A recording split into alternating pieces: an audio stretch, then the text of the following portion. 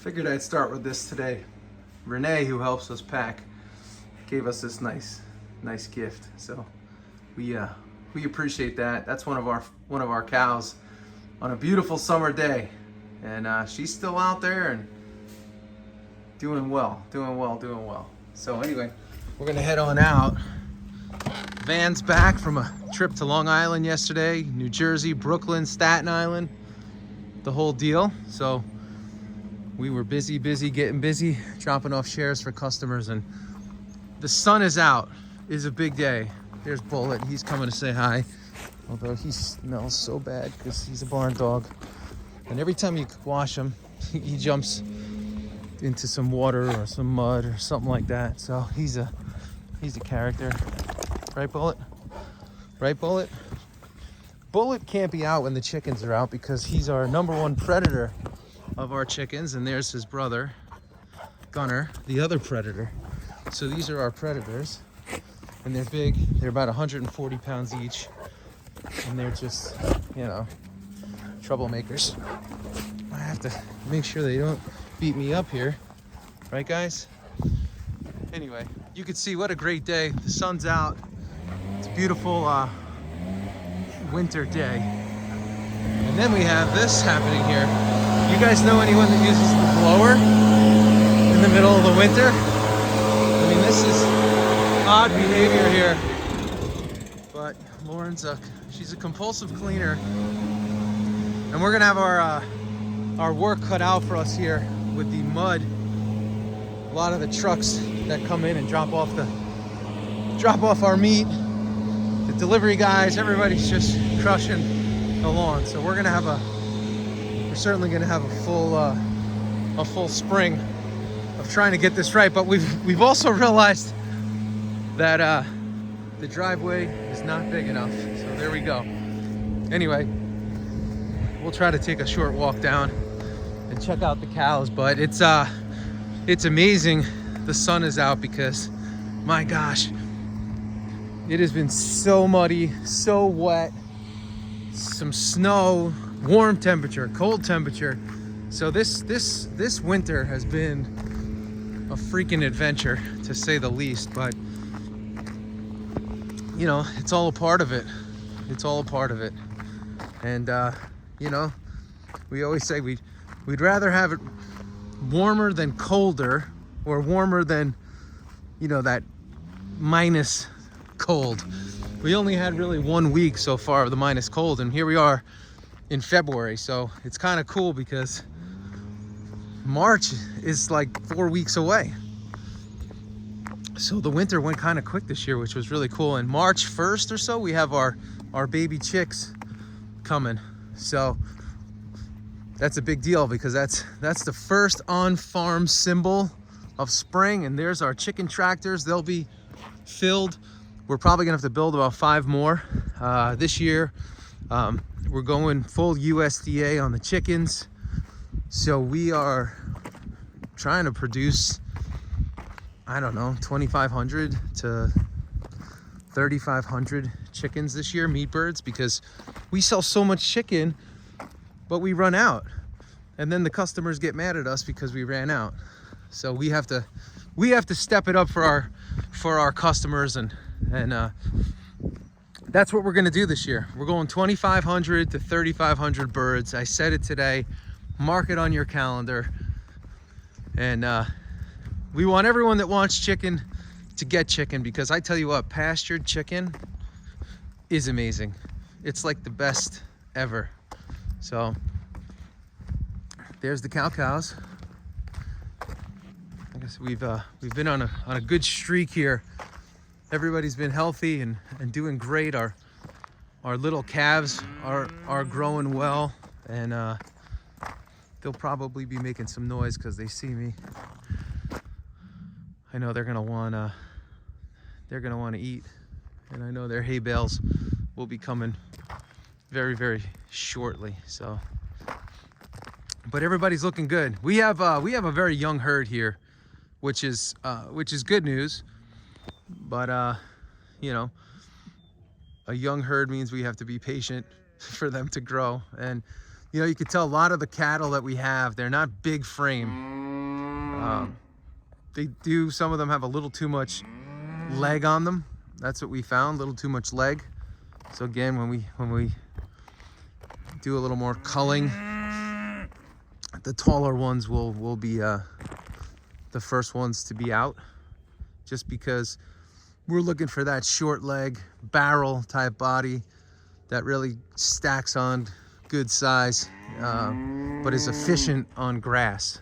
So the grass efficiency for us is super, super important, because we don't have a ton of land. I mean, this farm here is 130 acres. We have 50 up the road, which we haven't fenced yet. That'll be a good spring project.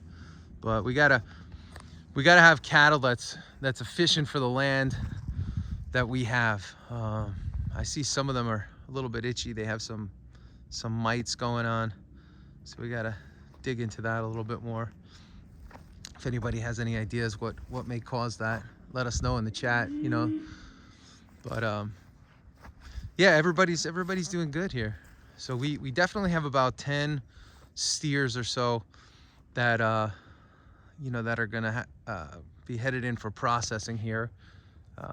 We're working with the Amish to try to build a functional corral system so that we could effectively and efficiently get cows on and off the property without putting them in headlocks, and without running them through the barn, because again, they live out here. They don't spend much time or any time in the barn.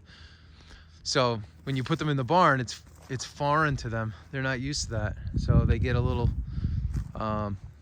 bit spooked. And when they get spooked, we get spooked, because they're strong and they can kick our rear for sure. But so anyway, they're still at 5 bales a day, 4 in the morning, 1 in the afternoon. And again, the whole goal is to keep the size on them through the winter, even if it's just maintenance, and then let them grow through the spring, the summer, and the fall. And one thing that we found, in being in this region, it's like their growing season is much shorter than other areas, right? Because they're getting fresh grass pretty much May, June, July, August, September, and October it starts pulling back because it starts to get cold here. So it's I don't know, if we had to think about it again, and this is definitely more of a dairy cow region, not that you can't grow beef cattle, but you certainly can, but you'd probably have an easier time throwing weight on the cows in a different region. So we think about that a lot. Are we in the most effective region for cattle production, beef cattle production, based on on our needs, our numbers, etc. So these guys are they're on hay 6 months, 7 months out of the year, which is a lot. The expense is a lot, but also, I always say that, right? The expense is a lot, but the there's a lot of labor involved too, and you have to give your cows hay for so many months. There's a lot of diesel fuel involved. There's a lot of just labor and time. And what happened last year was, they were eating so good through the rotational grazing process by eating good fresh green grass, that what we noticed too is we costed ourselves, because they needed some more dry matter. We didn't give them any dry hay. So this year we're going to supplement fresh green grass as we rotate the cattle with some dry matter. So we gotta have bales going out pretty much all year this year, even if it's just one a day that goes out, or one every other day. But we struggled by just giving them green grass, believe it or not. We were so thrilled because we had such great growth here of green grass, and we said, man, how come they don't look like they're putting on as much size? And as soon as we put some dry matter out, we tightened them up, and they started to really hold their mass. So it's a good mix here. We have Black Angus, Red Angus, Hereford, and mixes. So there's one linebacker there, but that's Lapew. But for the most part, everybody's doing good. And we have a couple belteds out here too, a couple belted Galloways, which we got from some some farmers that were aging out. They were beautiful cows, and we said, all right, you know, we'll take them. So we took them, and that's that. There's a red Angus there. I'm not sure if you can see, not this one here, but the one back there that is just not holding the weight, so that we're looking for. So we're gonna have to get her checked. Maybe there's parasitic activity that is preventing her from growing, or she just may not be a grower. So we're gonna have to then you know, move her out. You know, maybe again, I always say this, you know, we run a grass-fed operation here, grass-fed, grass-finished, but there are some cows that would do better in more of a grain operation. So, and that's okay. So it's just for our customers, they're looking for, you know, grass-fed, grass finishing, and there's other customers that are looking for grain-fed and grain finishing. So when you have cows that you know would do better in a different environment, I believe it's just good practice to move them into an environment where they would do best. So that's what we would do. So she'd probably grow a lot better on grain versus just grass, and that may be the case for some of these others as well, and we'll have to make that decision. So we got some decisions to make as the weather starts to turn, but you can see this belted is pretty much the exact frame that we're looking for. Flat back, short legs, and holds good mass. So if we had a whole group like this, we would be in really good standing. So that's the picture perfect Freedom Farms cow that we're looking for. And this one, she may be in heat because there's spot hot on her rear. So there's our farm supervisor coming out to take a look, making sure everything's on the up and up here. And there's Big Keith right here with the spot on his face.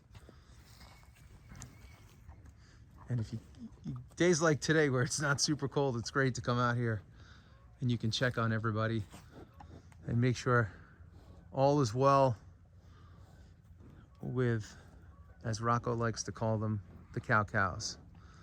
So everybody's doing good. They're just dying for fresh grass. They're waiting for that to grow. I can hear them pulling a little bit, but we really don't like them to be eating grass that close to the soil bed, because that's where the danger is. We don't want any danger. So, all right, that's what we got here. This is a nice Sunday video. We have no wind, 4 weeks away from March. That means spring is on the way. And tomorrow, it starts all over again, getting meat orders out to customers all over this great country known as the US of A. So if you need meat, you want us to send it right to your door, whether you're in New York, New Mexico, Idaho, wherever you are, we'll get it to you. Just go to wearefreedomfarms.com, wearefreedomfarms.com, and we'll get that meat to you. And give us a like, give us a subscribe, give us some comments down below. Let us know if you're a farmer. Let us know how things are going for you this winter. If you're just somebody that's looking for enjoyment and watching this channel, we appreciate it. If you are a farmer and you could help us figure out what's going on with these mites, that would be great for any good solutions, good natural solutions. And other than that, Lauren, do you have anything you'd like to say to everybody today? Happy Sunday. Happy Sunday. And have a great day. Have a great night. Have a great life. And we'll see you all real soon. See ya.